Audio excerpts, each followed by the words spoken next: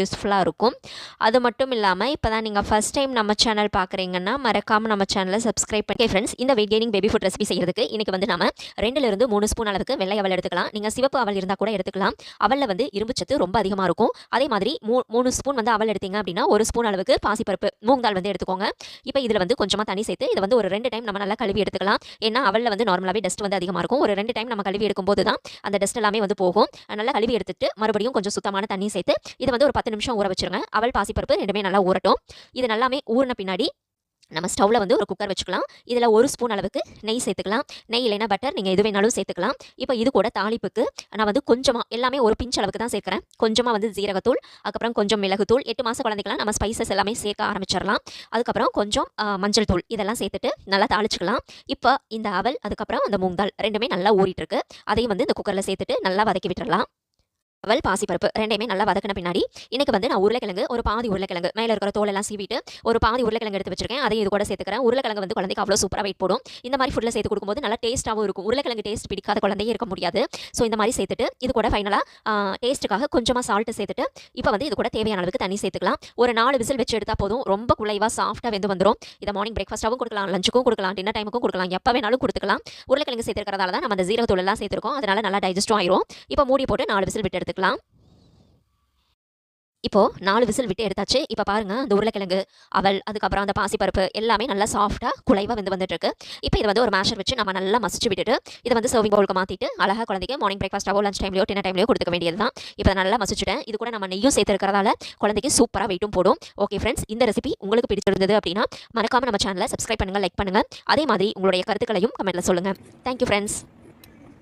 Okay friends, இந்த lunch recipe செய்யறதுக்கு இன்னைக்கு வந்து நான் 2 டேபிள் ஸ்பூன் ரைஸ் எடுத்திருக்கேன். 1 டேபிள் ஸ்பூன் பச்சை பயிறு, முழு பயிறு இருக்கும் இல்லையா, அது வந்து எடுத்திருக்கேன். இப்போ இதில் கொஞ்சமாக தண்ணி சேர்த்து ஒரு 2 டைம் இதை நல்லா கழுவிட்டு எடுத்துக்கோ. 2 டைம் நல்லா கழுவினதுக்கப்புறம் இதில் கொஞ்சமாக தண்ணி சேர்த்து இதை வந்து மூடி வச்சுட்டு ஒரு 15 நிமிஷம் வந்து இது ஊற வச்சிடலாம். அப்போ தான் நல்லா சாஃப்டாக வந்து நமக்கு சாதம் கிடைக்கும். இப்போ 15 நிமிஷம் ஊறினதுக்கப்புறம் நம்ம ஊற வச்சிருந்தோம் இல்லையா பச்சை பயிரும் அரிசியும், அதை வந்து அந்த தண்ணியோடவே சேர்த்துக்கோங்க. ஏன்னா நம்ம ஆல்ரெடி கழுவிட்டு தான் ஊற வச்சோம்.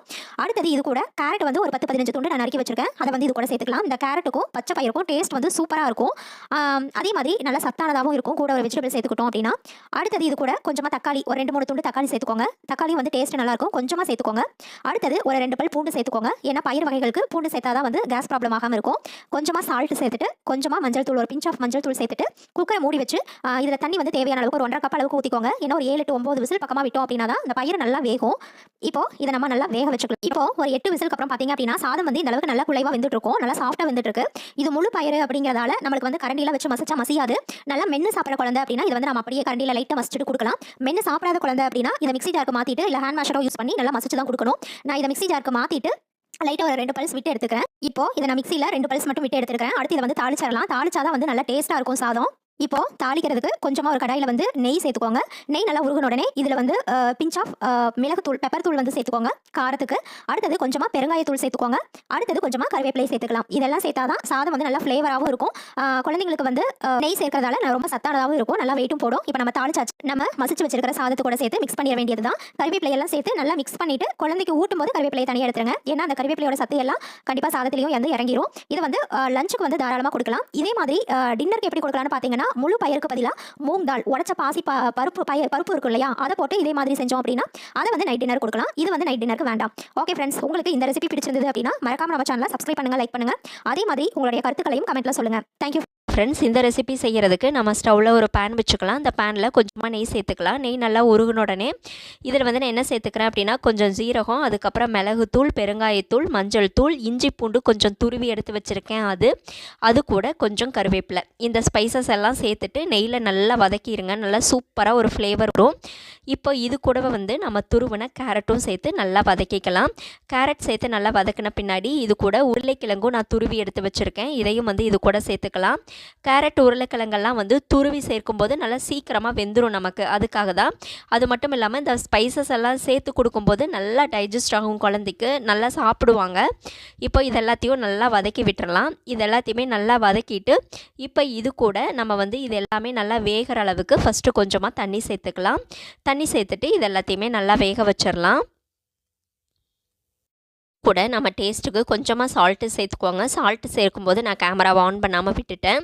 இப்போ இது எல்லாமே கொதிப்பிடிச்சு நல்லா வெந்து வரணும். அந்த கேரட்டு, உருளைக்கிழங்கு எல்லாமே நல்லா சாஃப்டாக வெந்து வந்த பின்னாடி இது கூட நம்ம வந்து இன்றைக்கி 2 ஸ்பூன் அளவுக்கு நான் வெள்ளை ரவை எடுத்து வச்சுருக்கேன். இந்த வெள்ளை ரவையை வந்து நம்ம நல்லா வெந்து வந்துருச்சு இல்லையா, கேரட்டு, உருளைக்கிழங்கு எல்லாமே அது கூட சேர்த்து நல்லா கலந்து விட்டுறலாம். இப்போ இதை கலந்து விட்டுட்டு இந்த ரவை வந்து நல்லா சாஃப்டாக வெந்து வரட்டும். இந்த ரவையும் வந்து நல்லா சாஃப்டாக வெந்து வந்துட்டுருக்கு. நான் வந்து வறுத்த ரவை தான் சேர்த்துருக்கேன். இப்போ நம்ம சேர்த்துருக்கிற அந்த கருவேப்பிலையெல்லாம் தனியாக எடுத்து போட்டுட்டு இதை வந்து நல்லா கலந்து விட்டுட்டு நம்ம ஸ்டவ் ஆஃப் பண்ணிவிட்டு சர்விங் பவுலுக்கு சேர்த்துக்க வேண்டியதான். அந்த கேரட்டு, உருளைக்கிழங்கெல்லாம் நல்லா மசிஞ்சு வந்திருக்கும். சப்போஸ்னா நல்லா மசியாமல் இருந்ததுன்னா ஒரு மேஷர் வச்சு நல்லா மசிச்சு விட்டுருங்க. இப்போ பாருங்கள், எல்லாமே நல்லா சாஃப்டாக வெந்துட்டுருக்கு. வந்து இது குழந்தைங்களுக்கு ரொம்பவே ஸ்டொமக் ஃபில்லிங்காகவும் இருக்கும், ஈஸியாகவும் டைஜஸ்ட் ஆகும். வெஜிடபிள்ஸ்லாம் சேர்த்துருக்கிறதால ரொம்பவே ஹெல்த்தியாகவும் இருக்கும். இந்த ரெசிபி உங்களுக்கு பிடிச்சிருந்ததுன்னா மறக்காமல் நம்ம சேனலை சப்ஸ்கிரைப் பண்ணுங்கள், லைக் பண்ணுங்கள். அதே மாதிரி உங்களுடைய கருத்துக்களையும் கமெண்ட்டில் சொல்லுங்கள்.